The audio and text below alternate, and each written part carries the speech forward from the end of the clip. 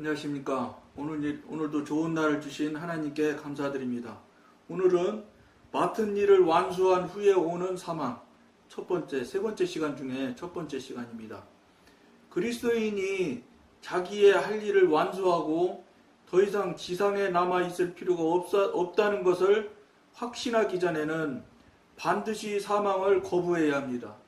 우리가 지금 사망을 거부해야 되는 이야기를 앞에 방송에서 지금 나누고 알게 된 것이 있는데, 사망을 그냥 받아들이는 것은 안 된다, 이런 얘기입니다. 그러니까 그러면 하나님이 주신 것도 받아들이지 말라는 소리냐? 그게 아니고요. 하나님이 주시지 않는 사단의 장난에, 사단의 마지막 바라가는 힘인 죽음을 밀고 들어오는 것이 사단이 밀고 들어올 수 있다는 이야기를 앞에 방송에서 우리가 저도 그때 말씀드렸잖아요. 그동안은 몰랐었는데 이번에 이 기회를 통해서 알게 됐다고.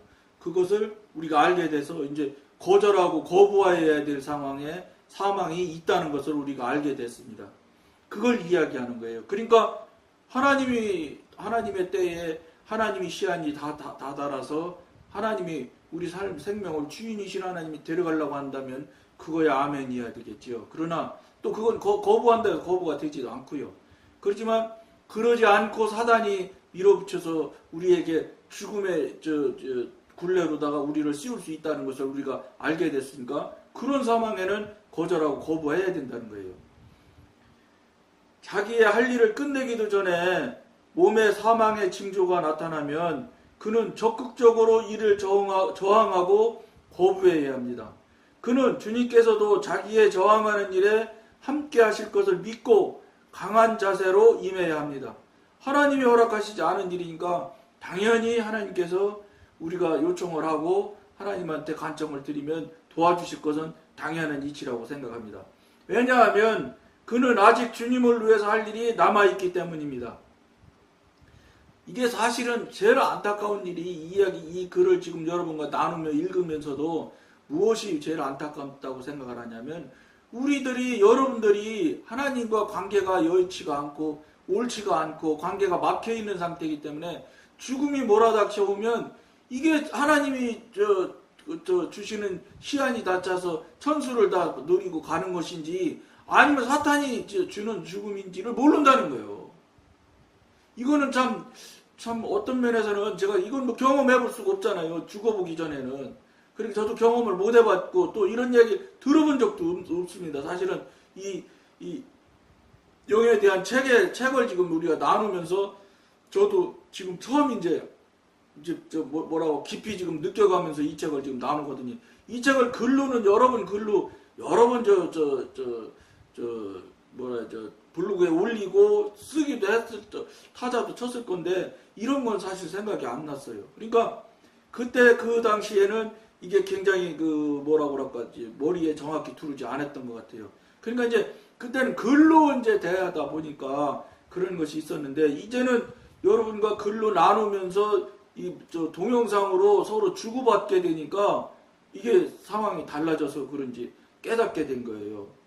이게 굉장히 저는 참 대단한 것을 지금 여러분과 나누고 있다 이런 생각을 많이 합니다. 그러니까 이게 하나님이 주신 죽음인지 사단이 주는 죽음인지를 모르니 이게 정말 안타까운 일이라. 이게 하나님과 교통교제가 능숙하고 하나님과 동행하는 삶을 살게 되면 알 수 있을 거라고 봐요. 왜냐하면 저도 아직 죽어보지 않아서 모르는데 틀림없이 하나님의 사람으로 영의 사람으로 깊은 관계를 유지하면서 영적으로 성장 성숙을 계속 해가고 있는 관계가 확 뚫려서 완전히 능수능란하게 교통규제가 되는 관계라면 알 수 있을 거예요. 왜 그러냐면 박보영 목사님 제가 설교 중에 들은 거 보면 그 목사님의 멘토였다는 전도사님 무슨 이름도 이야기했는데 잊어먹었는데 그분 같은 경우는 한 달쯤 뒤인가 이렇게 하면서 한 달쯤 뒤인지 이러면서 날짜까지 10월인지 11월 며칠 날 자기는 하나님한테 간다 이렇게 얘기를 하시더라는 거예요. 그래서 정말로 그분이 가시기 전에 안성에 정말 어려웠을 때인데 자기 데리고 있는 식구들하고 아이들하고 전부 다 나오라고 그래서 어쨌든 맛있는 걸 많이 사주고 잘 먹고 그 저 멘토 되시는 그분이 나는 이제 언제나 가는데 그날 눈이 굉장히 많이 온다고 올 거라고 이렇게 얘기하면서 한 달인가 뭐 한 달 얼마인지가 넘은 다음에 정말로 그날 돌아가셨대요. 그리고 정말로 그날 저 멀쩡한 날이었는데 눈이 정말로 이렇게 많이 왔다는 거예요. 이 박보영 목사님이 설교 중에 말씀하신 거예요. 무슨 말씀이에요? 하나님의 사람이요 진정한 영의 사람이고 하나님과 교통교제가 능란한 관계라면 아프지 않을 건 말할 것도 없고 자기가 가는 날도 하나님께서 알려주실 것이라고 저는 생각하는 사람이에요. 날짜까지 미리 충분히 알려줘서 주변 정리 다 하고 가족들한테도 절대 장례식 때 아무도 부르지 마라. 자녀들만 딱 참석해서 딱 어떻게 해라. 이렇게까지 말씀 다 하시고 준비 다 하고 딱 돌아가신 거예요. 정말로. 여러분 이런 것들이 정말로 기적같이 우연히 어떻게 한 번 일어나는 일 같습니까? 아니라는 거죠.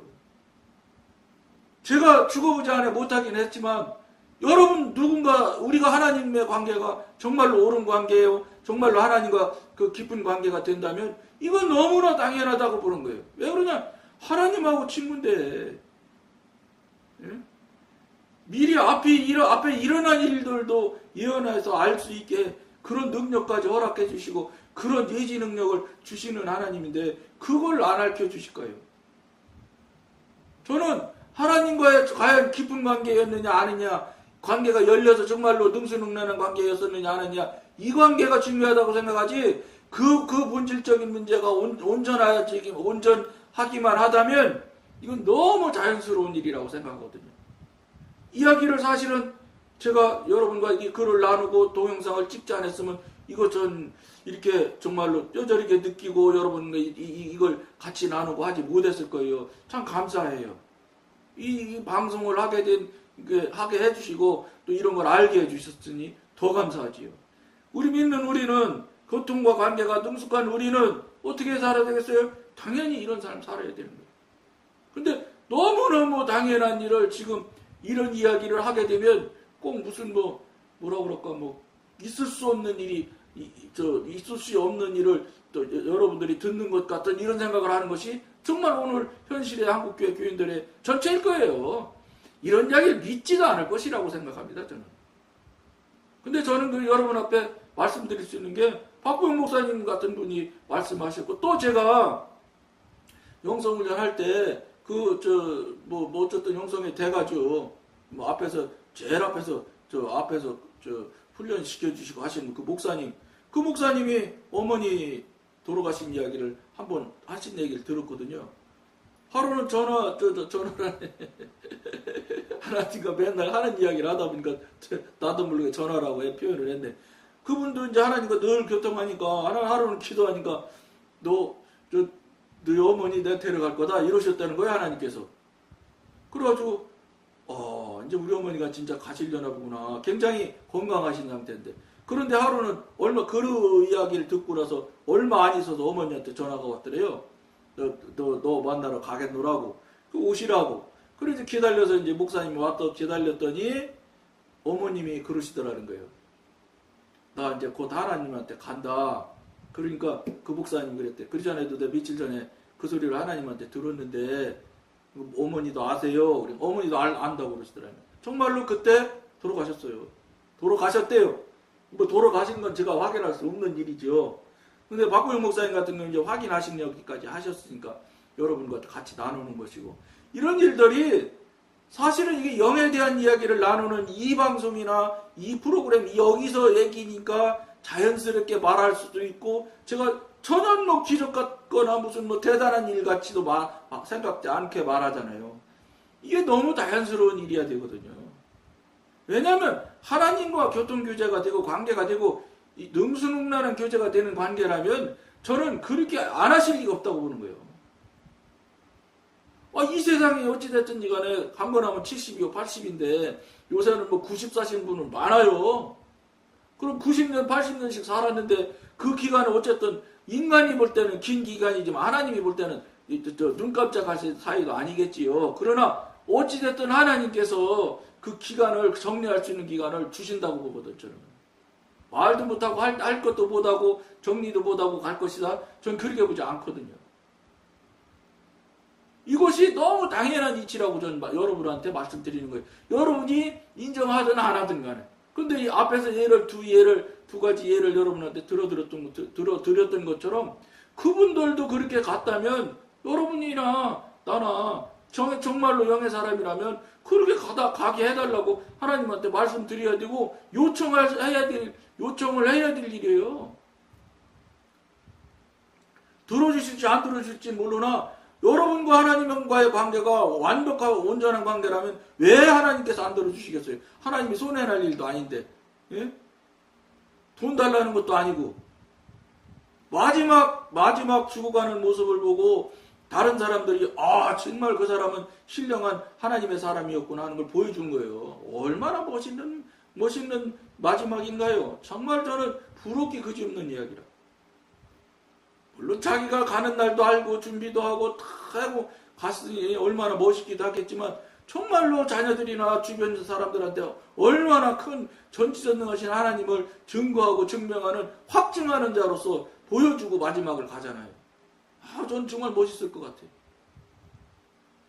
물론 말씀드리기도 했고 어쨌든 지간에 그건 굳이 여기서 방송에 이야기할 얘기는 아니지만 어찌됐든 여러분 교통교제가 잘 되면 이건 당연한 일이고 너무 자연스러운 이치를 우리는 지금 기적 같은 일이고 절대 있을 수 없는 일을 말하는 것처럼 지금 저 자신도 그런 느낌이 조금씩 들으니까. 그런데 듣는 여러분들은 저 무슨 황당한 이야기에 이런 수준으로 듣는다면 이것이 뭔가 우리가 생각해 볼 일이라는 거예요. 사람이 안 죽을 수는 없어요. 또 죽어야지요. 안 죽으면 어떻게 해요? 200년씩 살면. 제가 생각해 지금 제가 64인데 이만큼 사는 것도 돌아보면 정말로 고난이고 고통이라. 예?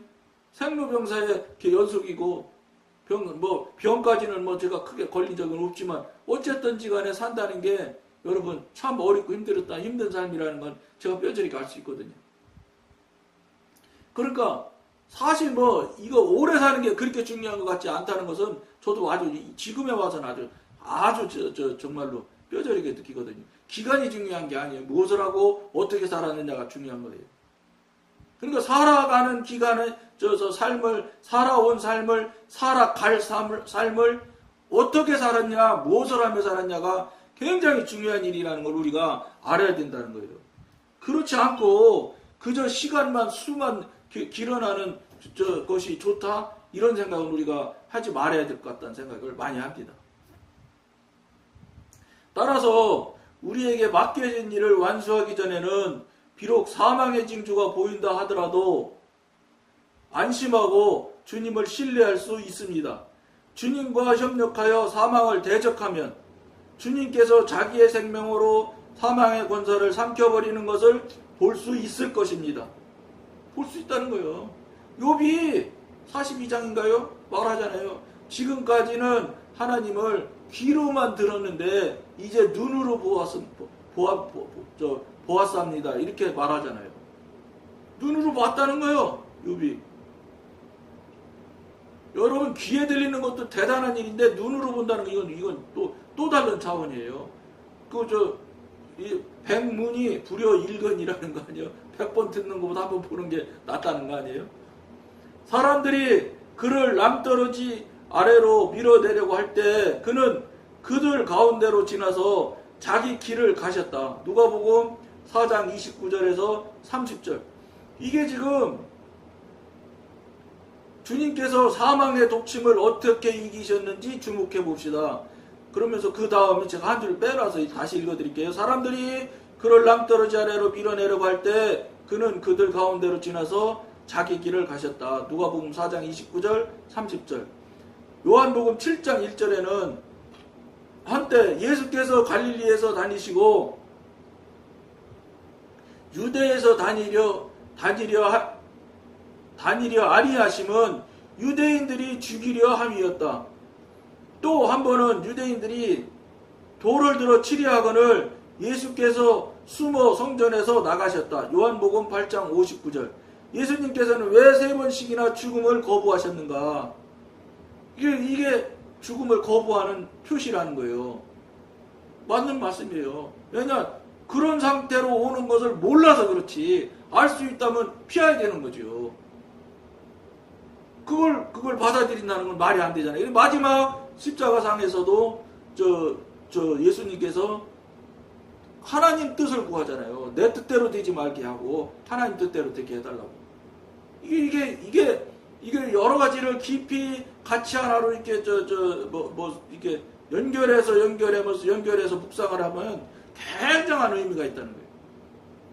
성경이 다 그렇게 돼 있을 거예요. 우리가 그걸 다 연결해서 온전하게 묵상을 못해서 온전한 깨달음이나 온전한 분별함이나 이런 것들을 못해서 망정이지, 할 수만 있다면 정말로 신묘막측한 성경일 거예요. 정말 성스러운 경일 거예요. 다른 거는 저는 불경 이러는데 저는 거기다 경 붙이는 건 저는 맞지 않다고 생각하는 사람이거든요, 사실은. 그것은 주님의 때가 아직 이르지 않았기 때문이었습니다. 그는 메시아가 죽어야 하는 때를 알고 계셨습니다. 하나님이시니까 당신이 죽을 때도 아셨을 거예요. 그는 하나님께서 정하신 시간이 되기 전에 미리 죽을 수 없었습니다. 하나님이 정하신 시간에 미리 죽을 수가 없지요. 죽으려고 해도 안 죽어질 겁니다. 하나님의 뜻이 정해진 시간이 있다 그러면.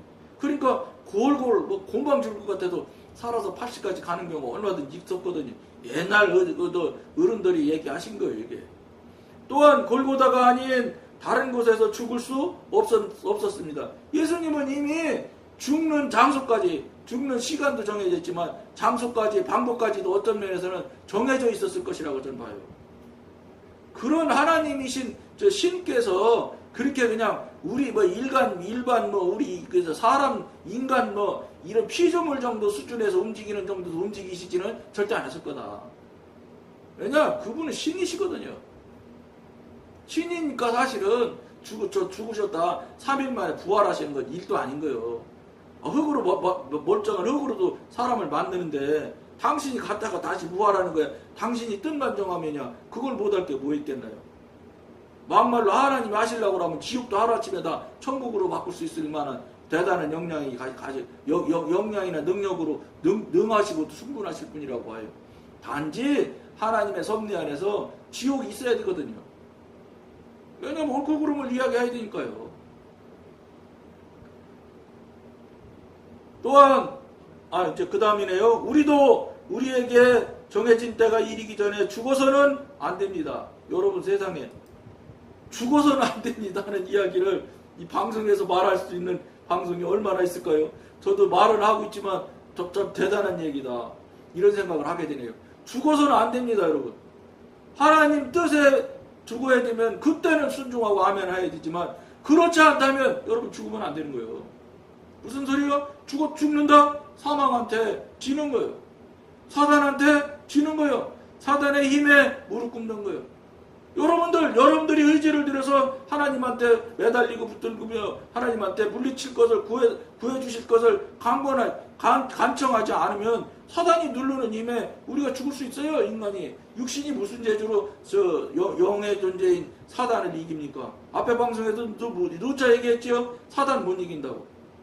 뻔히 사단이 하는 것을 알면서 사단이 하네 이렇게 알면서도 그냥 넘어져야 돼. 힘이 없어요, 우리가. 여러분, 사람이 힘이 무한한 것 같지만 아무것도 아닌 존재가 사람이에요. 생각해보세요. 20 몇 살 때 알렉산더 대왕이 20 몇 살 때 전 세계를 그냥 점령했던 사람 아니에요? 그 사람 어떻게 죽었겠어요? 아무것도 아닌 자기가 기르는 애완견 같은 원숭이가 탁 그렇게 지나가면서 탁 긁었다는 거예요. 근데 그 원숭이가 긁은 그 상처가 그 상처에 원숭이는 아무것도 아닌 균이라 사람한테는 치명상이 돼. 그래서 알렉산더가 죽은 거 아닙니까? 세상을 들썩들썩했었던 알렉산더 대왕도 그 원숭이가 탁 긁은 그 상처에 죽는 거예요. 이게 뭐예요? 이게 어쩔 수가 없는 하나님 섭리 안에 들어있는 우리 육신에 갇혀있는 3차원에 사는 여러분이나 나라의 실력이요, 능력이요. 우리가 뭐를 할 수 있는 게 있는데. 그러니까 하나님께서는 이미 너희들한테 뭐 하라는 게 아니에요. 그러니까 하나님께서 우리가 무엇을 할 것을 요구하셨을 것 같으면 홍해 앞바다 그 사막을 가로질러서 그 아무것도 할 것이 없어. 홍해 앞에 그냥 기다리고 있을 뿐이야. 뭐예요? 하나님 우리 살려주세요. 그거밖에는 못하실 거라고 봐요. 뒤에서는 막 600승인지 700승이 막 와가지고 뭐 곤방 다 죽일 것처럼 그 마차 전차 타고 온 사람만 그렇지 보병들이 얼마나 많이 왔겠어요. 전병력을 다 동원해서 왔다고 봐도 과언이 아닌데 그럴 때 얼마나 이스라엘 백성이 두려움에 떨었겠어요. 그때도 너희는 아무것도 하지 말라는 거예요. 너희는 잠잠히 서서 내가 하나님됨을 바라보라고만 하신 거예요. 그러면 모세한테 지팡이를 들어서 홍해를 향해서 내리라, 향하라. 모세가 그 명령밖에 이스라엘 백성이 한 게 하나도 없어요. 뭐예요? 하나님께서 우리한테 그거는 하나님의 일을 우리 출애굽이라는 그 성경에 기록을 해놓고 지금 수천 년이 지나도록 우리에게 읽게 하고 알게 하는 이유가 뭐예요? 여러분들은 거기에 그런 일은 없어, 그런 글은 없어요. 너는 아무것도 안 해도 된다. 내가 다 해줄게. 이런 글은 없어요. 그러나 거기 상황이나 현재 상태를 보고 우리가 이거 분별을 해보면 아무것도 안 해도 된다는 거예요. 더 한 수 더 떠요. 가데스 바니아 갈 때 요단 동편에 도착해서 가나안에 정탐꾼 갔다 돌아왔을 때 여러분 200만에서 300만 명이나 되는 인구라잖아요. 200만, 300만 명이면 한국식으로 말해도 광역시요, 광역시. 그런데 그 인구를 어디로 하나님이 데리고 갔어요? 사막으로 데려갔어요. 하다못해 우리가 무엇인가 해야 되고 우리가 무엇을 해서 먹고 살 것을 하나님이 역량이 부족해서 너희들이 뭐래도 조금이라도 해야지 나도 도와서 같이 살게 해야 산다. 나는 너희네들 가만히 있으면 아무것도 못해. 이런 하나님 같으면 바닷가나 아니면 강가로다 못이 끌고 갔을 거예요. 하다못해 물이라도 자기들이 길어서 먹게 할 것이고 고기라도 잡아서 자기가 먹고 살려고 노력을 하게 하셨을 거라고. 근데 어디로 갔어요? 아무것도 없는 사막으로 끌고 가셨잖아요. 뭐요? 가만히 있어도 돼. 내가 다 먹여 살릴게. 너희는 나만 바라봐. 이거예요. 이미 그 성경에서 그 하나님께서 그렇게 따로 한 줄로 표시를 하시지 않았지만 이미 그 하시는 일들을 볼 때 그 얘기를 하고 계시는 거예요. 여러분 이것도 사실은 저는 신학한 것도 아니고 아무것도 아닌 거라 몰라 저는. 그저 하나님의 은혜로 깨닫고 깨우치고 분별해서 알 수 있게 된 거예요. 그러나 이거 절대 틀리지 않는다고 저는 확언할 수 있어. 왜냐하면 성령께서 알려주신 건데 틀릴 수가 있어. 물론 이런 이야기를 학자들이 할 수도 있어, 하시는 분도 있을 수 있을 거예요. 왜냐하면 학자들은 머리가 좋은 사람들이니까. 각양의 관점에서 연구를 하잖아요. 그 사람들은. 그래야 박사 따는 거잖아. 근데 저는 그런 거 몰라. 그런 책을 읽은 적도 없고 아는 건 더더군다나 없어요.